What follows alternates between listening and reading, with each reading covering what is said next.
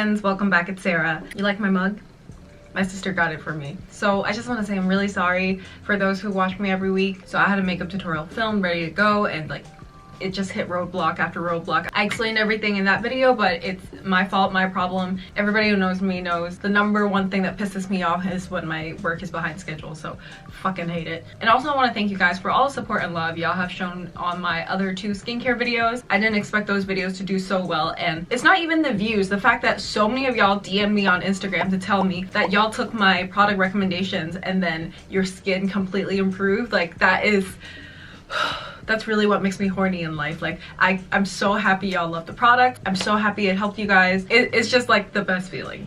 But anyway, today I want to talk about a specific skincare concern that a lot of y'all messaged me about and I've struggled with quite a lot, especially when I was a teenager, which is acne. And I've learned a lot throughout the years through trial and error. I put a lot of shit on my face that I wasn't supposed to, lemon juice, toothpaste. So I want to share some of that and how you can get better, because I feel like that's the #1 kind of skincare concern that really sticks out to you, because it's fucking annoying. It hurts your self-esteem. You get made fun of and you want to put makeup on to hide it, and then the makeup makes the acne worse, and it's just, I know it's horrible. Naturally, when I don't do my skincare routine, I have little bumps. Like when I run out of certain products, I would see those bumps come back. I think it's better now that I've been consistently taking care of my skin for years, but back then it wasn't just small pimples, it was big angry acne, and now breakouts are really rare for me. So I want to go through every product to use to solve every kind of acne problem. So for anybody with mild to severe acne, the first line of defense should always be salicylic acid and benzoyl peroxide. Salicylic acid is a very well-researched ingredient. It's something that I've been talking about for 5 years. I've consistently used it as a leave-on product ever since I discovered it, because it just, when I am without it, I can notice right away. The texture comes back, the little bumps come back. A lot of y'all were complimenting like how smooth my forehead is.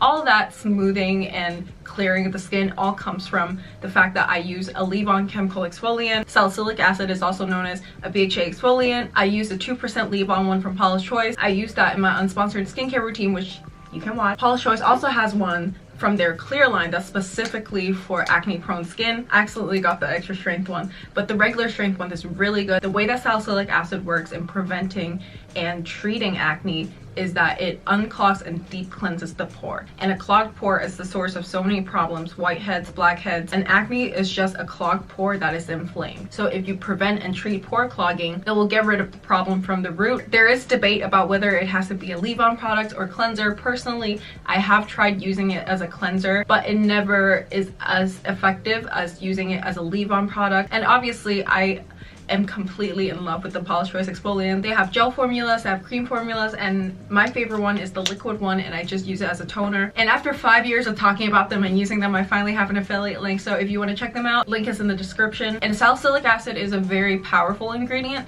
so if you've never used it before, never used any type of acids, it could cause a little bit of stinging. So always start with a lower concentration. It doesn't mean that it's less effective. So with really all the products I'm about to talk about, start small and then build your way up in concentration. The second ingredient I talked about is benzoyl peroxide. Benzoyl peroxide kills acne causing bacteria, so it stops the infection from happening even if you have a clogged pore. And salicylic acid and benzoyl peroxide together is extremely effective. Some examples of benzoyl peroxide products is the Paula's Choice has one. There's the 10% Persa gel that you can get from the drugstore. There are many good options when it comes to benzoyl peroxide. One thing I would caution you guys is benzoyl peroxide can be pretty drying, so I would only use it as a spot treatment after my entire skincare routine. You can put it on when you feel like a pimple is forming. And another thing that you need to be careful about is to not use a concentration that is too high. When I was younger and experimenting with these products, I was a little shithead and I put benzoyl peroxide all over my face because it was working in small doses, so I thought the more I put on my face the better it's gonna be. And instead of it working better, I actually developed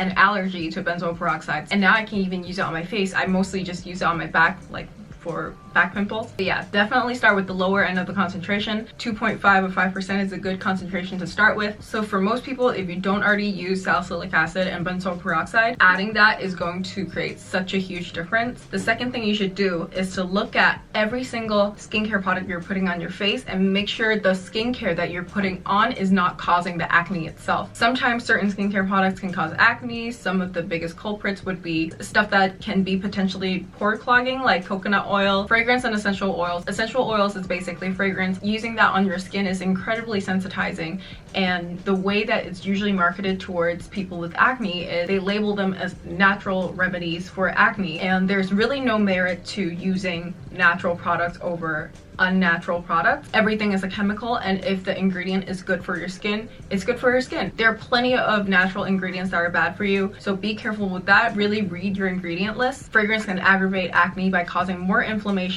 even if you don't see that right away. So just be careful with that. So for most people, salicylic acid and benzoyl peroxide would be sufficient to see a big difference in your acne, but if it's not doing anything, the next thing I would try is tretinoin. It is the active ingredient in the brand retin-A. It's also prescribed as an active ingredient in curology. A lot of people have asked me what my thoughts are about curology. I have used it and I find it to be a very, very good service because not everybody can afford a very expensive dermatologist. It's also relatively inexpensive compared to retin-A, and what I love is, again, the same thing. Small concentrations can make huge differences. Curology actually is like an online dermatology service, so an actual dermatologist is going to look at your skin and understand your skin concerns and then prescribe you with your formula. Sometimes it will contain tretinoin, sometimes it won't, depending on your needs, but if they prescribe you with tretinoin, they want to know the history of whether or not you have used this ingredient before, so they can start you off small and slowly monitor your improvement and increase your dosage over time, which I think is the best way of using this ingredient. Tretinoin is a very well-researched and just incredibly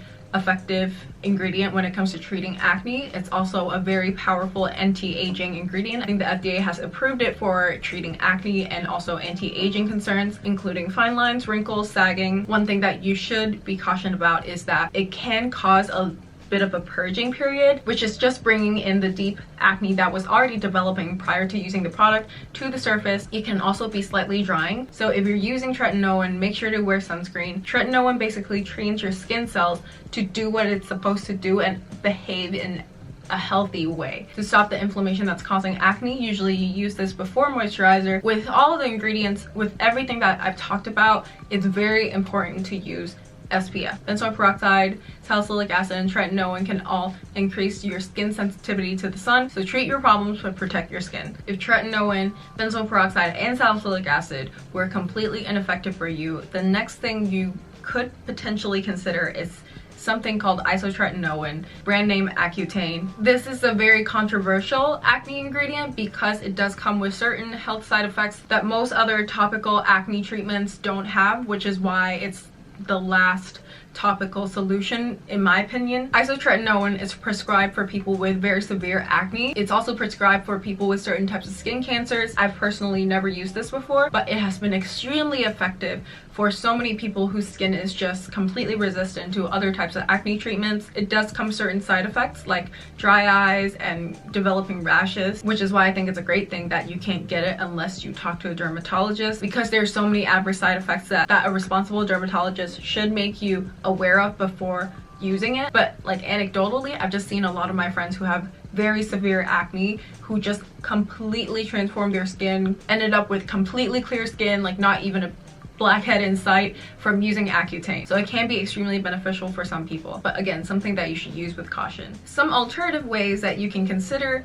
treating acne and understanding your hormones and how it relates to your skin. This isn't as common as people think, but certain foods can cause an allergic reaction in your skin that results in inflammation, that results in acne. The most common culprits that I hear about is dairy and chocolate. So, you know, try cutting out for a month or two and see if it improves. Another thing that I've heard a lot of people do is to take birth control. That helps regulate their hormones and prevents hormonal acne. And the last thing is stress. Some people, even if they've never had acne as a teenager, start to develop adult acne because of the stressful lifestyle that they have. And unfortunately, that one's just hard to treat. Like, I mean, if I had the answer to being less stressed, I would let you guys know. But maybe starting meditation, like stuff like that. Like, just be conscious of the relationship between acne and stress. If you're suffering from something more severe, like if you have a huge cyst on your skin, something that requires excisions and minor surgery or injections, stuff like that, obviously go to a dermatologist if it's actually that severe. There's nothing wrong with going to a dermatologist to check it out. So that is it. I hope you guys found this helpful. If you have any questions, leave them in the comments. I read every comment. I haven't really touched on the topic of acne marks or post-inflammatory hyperpigmentation, so if you're interested in that, also let me know in the comments. I hope you guys found this helpful. Thank you guys so much for watching. If you watched this entire video, hit subscribe. I'll be posting a lot more skincare content, and you know I'll be back in your recommendations anyway, so just be the first to watch my videos. Thank you guys again for watching. Let me know how those ingredients work out for you, and I'll see you next time. Bye.